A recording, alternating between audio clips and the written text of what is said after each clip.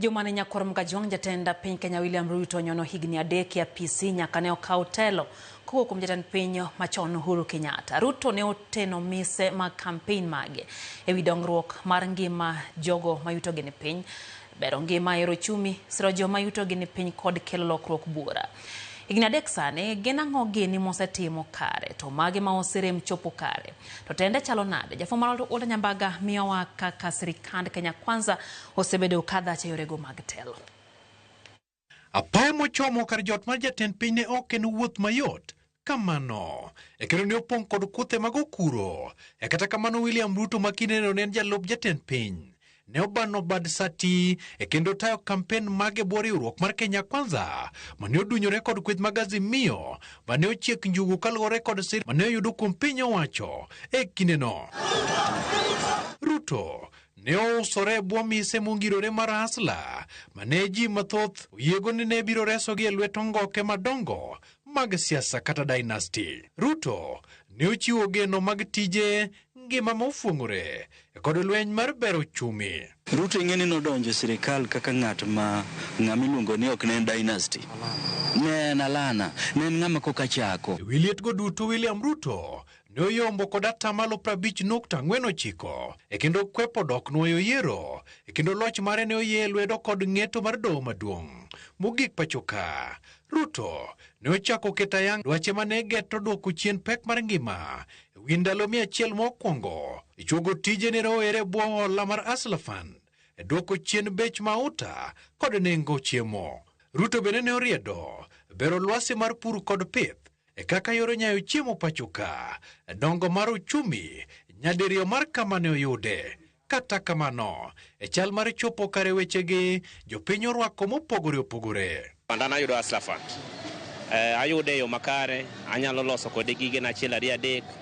To an akwayo jatend piny kanitiere kako nyalo fight for corruption mondo Kenya odhi mbele. Sirikal mar Kenya Kwanza osebedo ka chamo nyadhi wi pesa mar jolo helini matindo kaka Hustler Fund, medo thuolo mag tije ne joma tindo kokalo e mbui, medo kothe mag pur kinde mamoko. Today we are starting the journey to build a collateral system that is built on credit scoring. Jalony Churchill sao kenie kod paro mane. En project manyalo wacho ni okonyo jok matindo. Ibed ni in ng'at ma uso mana bando, ibed ni in ng'at ma uso alot, ibed ni in ng'at ma uso kata mana gik moro mana matindo tindo. Tiyudo kama inyayudo pesa manyalo konyi mabedo capital matin. Sirikal mar Ruto bende osedore matek ewi keto e tim mise machoko omenda mar pesa mar gero ut manegego yweyo. Masani ochuogo thuolo mag tije ne funde, jolwedo, johala kod jogo ma uso gige gedo. Kata kamano jotije ma ing'ondo pesa gi to pod oywagore nyaka sani. House levy ng'ado pesa mang'eny ahinya. Ka Ruto nobiro to ma challenge manokawo. Kata nobedo ni ji nok dwa to nokawe ni gini magi ma muhimu magi ma piny bro bedo maber na piny. Ji naneno ni ne en wich teko lakini king'iyo ute sani gero.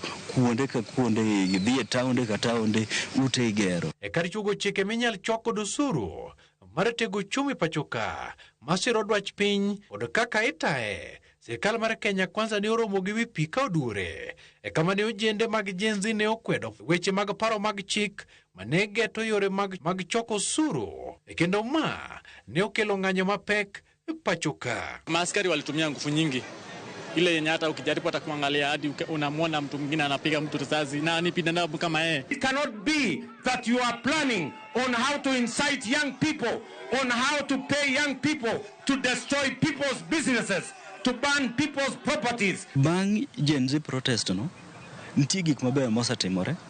Nitie gik maber mosetimore nikech embe noduogo miyo odok chien, ong'iyo ni piny telo ne nyaki manji. Ingeni wach mar Gen Z en complicated. En wach mokyot. Tiende otudore kendo gajore mapek. Nikech nitiere gik mane dwa time iye mang'eny. To ji nokong'eyo ni to ng'ani kodonjo kato odhi ketho tudruok gi kuonde mane wayude pes, kuonde mane misingi manoketi, kuonde ma joma dongo ne yude ang'owa. Ewi biro kanyakla mar kweth ariyo mane nenre ka guok gi rombo weche mag siasa kendo bedo kod sirikal mar manywanda mar broad-based e kamogai mar ODM Raila Odinga kod William Ruto sani odok osiepe pata gi dhot. Nikalete wale wa ukando huko ndani yake, nikalete kila mtu mwenye ako na ya kusema ndani yake. Hakuna haja ya kuongea tena nje, kuja tuongee hapa ndani.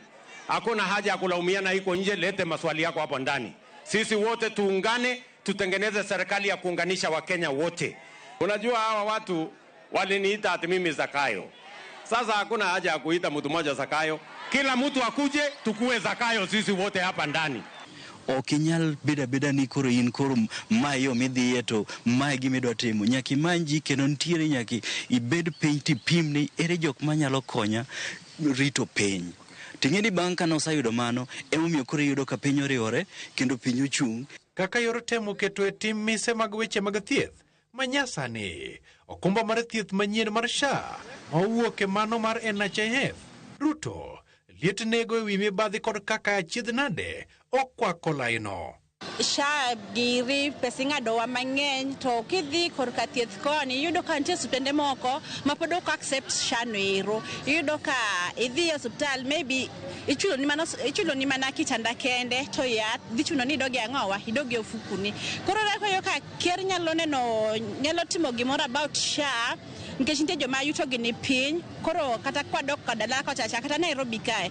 SHA zaidi ukijaribu kuangalia haitumiki aswa kwa private.